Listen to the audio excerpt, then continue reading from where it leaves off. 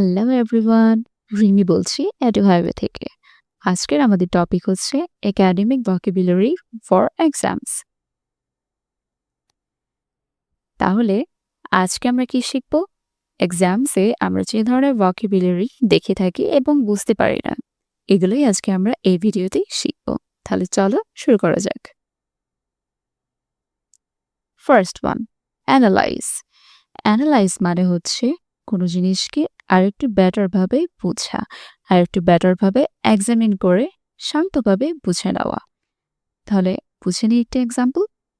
Students need to analyse the data before writing the report. আমরা এক্সামে সাধারণত এরকমভাবে ইনস্ট্রাকশনস পেয়ে থাকি, analyse the chart or analyse the problem. এখন নিশ্চয়ই আমরা বুঝতে পারছি কি বলেছে।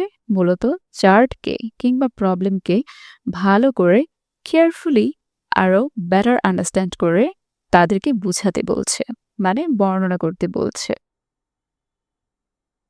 Number 2, evaluate. ইভ্যালুয়েট মানে হচ্ছে কোনো জিনিসকে ভ্যালু কিংবা ইম্পর্টেন্স অনুযায়ী জাজমেন্ট করা। For example, the researcher evaluated the results of the experiment. আমাদেরকে এক্সামে সাধারণত বলা হয়ে থাকে evaluate the disadvantages and advantages. তো এক্ষেত্রে আমরা এখন তাহলে নিশ্চয়ই বুঝতে পেরেছি যে ভালো দিক এবং খারাপ দিক, লাভ কিংবা ক্ষতি যাই হোক না কেন, এগুলোকে আমরা কি করব? ইম্পর্টেন্স অনুযায়ী জাজমেন্ট দিব। Number 3, summarise. সামারাইজ মানে হচ্ছে কোনো একটি বিগার ফর্মকে শর্টার ফর্মে নিয়ে আসা, তাও মেইন পয়েন্টস ধরে ধরে। For example, students must summarise the article in their own words. তাহলে নিশ্চয়ই আমরা এক্সাম্পল থেকেও আরেকটু বুঝে গেছি যে কোনো একটি অ্যাসে হোক কিংবা প্যারাগ্রাফ হোক কিংবা বড় কোনো অনুচ্ছেদ হোক যাই হোক না কেন, এগুলোকে আমরা যখন নিজের ভাষায় মেইন পয়েন্টস অনুযায়ী ছোট পরিসরে বুঝাতে যাব তখনই সেটা হয় সামারাইজ। এটা নিশ্চয়ই আমরা পরীক্ষায় পেয়ে থাকি, কারণ ইংলিশ পরীক্ষায় বেশিরভাগ সময়ই সামারি আসে, একটা হলেও থাকে, তাই না? Number 4, identify. আইডেন্টিফাই মানে হচ্ছে আমরা কোনো কিছুকে পয়েন্ট আউট করব কিংবা রেকগনাইজ করব। For example, identify the main idea of the passage. এটা খুবই কমন, কারণ আমাদেরকে এরকম প্যাসেজ দেওয়া হয় এবং প্যাসেজের মেইন আইডিয়াটা কি সেটা বোঝানোর জন্য আমাদেরকে আস্ক করা হয়। তো সেক্ষেত্রে নিশ্চয়ই এটা খুবই একটা common word for reading comprehension questions, right? তাই নিশ্চয়ই এখন আমাদের আর কোনো সমস্যা হবে না, আমরা বুঝে গেছি। Number 5, interpret. ইন্টারপ্রেট মানে হচ্ছে কোনো ইনফরমেশন, কোনো ডেটা, কোনো আইডিয়াজের মিনিংটি ভালো করে এক্সপ্লেইন করা।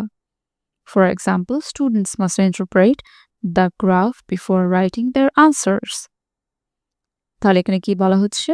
প্রায়ই আমাদেরকে পরীক্ষায় এটা বলা হয়ে থাকে যে কোনো একটা গ্রাফ যে কোনো একটা ডায়াগ্রাম, যে কোনো একটা চার্ট, এটার মিনিংটা কি, এটা কি বুঝাচ্ছে, এই ডেটাটা থেকে আমরা কি অ্যানালাইজ করছি, প্রথমে আমাদেরকে এটা বর্ণনা করতে বলা হয়, আমাদেরকে ডেসক্রাইব করতে বলা হয়।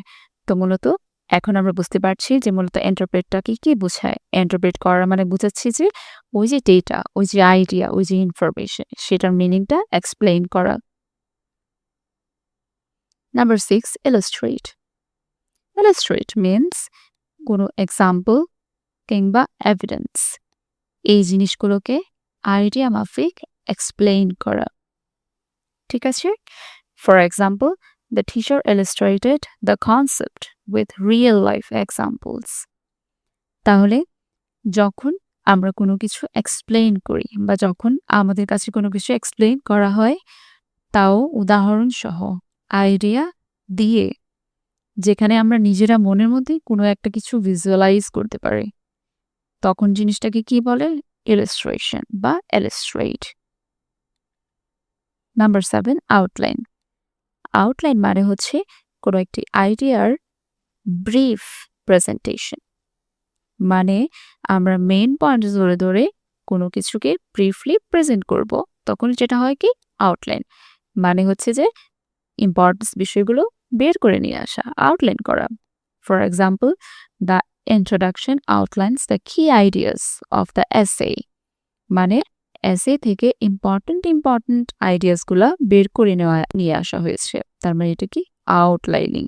তাহলে কি আউটলাইন মানে পুরো জিনিসটা না, শুধুমাত্র মেইন পয়েন্টসগুলো বের করে নিয়ে আসা। Number 8 contrast. কন্ট্রাস্ট মানে হচ্ছে দুইটি জিনিসের মধ্যে ডিফারেন্স শো করা। For example, the report contrasts urban life with rural life, মানে শহরের জীবনের সাথে গ্রামীণ জীবনের পার্থক্য। তাহলে নিশ্চয়ই বুঝে যাচ্ছে, তাহলে পরীক্ষা যখন আমাদেরকে বলে যে contrast between this topic and that topic, তাহলে নিশ্চয়ই এখন আমরা আর ঘাবড়ে যাব না। Number 9 conclude. কনক্লুড মিন্স যে কোনো একটা অ্যানালাইসিসের পর একটা ফাইনাল ডিসিশনে আসা। For example, the researcher concluded that exercise improves concentration. মানে কি রিসার্চার অনেক রিসার্চ করেছে, তারপরে বলেছে যে এক্সারসাইজটা আসলে কনসেন্ট্রেশন ইমপ্রুভ করে। তাহলে এত রিসার্চের পরে এই জিনিসটা একটা ডিসিশনে আসা গেল, final decision. That means conclude. Number 10 emphasise. Emphasise মানে হচ্ছে কোনো কিছুকে স্পেশাল ইম্পর্টেন্স দেওয়া। যেমন, the teacher emphasised the importance of academic vocabulary. আসলে কি তাই নয়? একাডেমিক ভোকাবুলারি সবারই প্রয়োজন। তো সেক্ষেত্রে এখানে টিচার কি করেছেন? একাডেমিক ভোকাবুলারিকে বেশি ইম্পর্টেন্স দিয়েছেন। That means emphasising something. তাহলে এটা কি হবে? এমফাসাইজ। তাহলে আমরা আজকে 10টি ওয়ার্ড শিখলাম।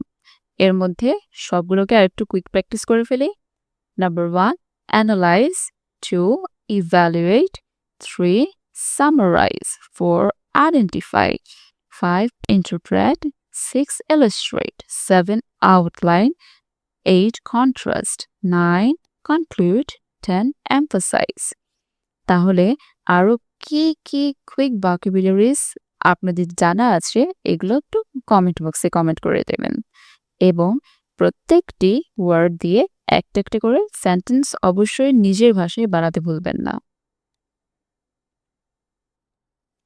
তাহলে এরকম আরও স্পেশাল ইংলিশ লেসন্স আর স্পিকিং টিপস পেতে আমাদের চ্যানেলটি সাবস্ক্রাইব করে ফেলুন। Thank you for watching.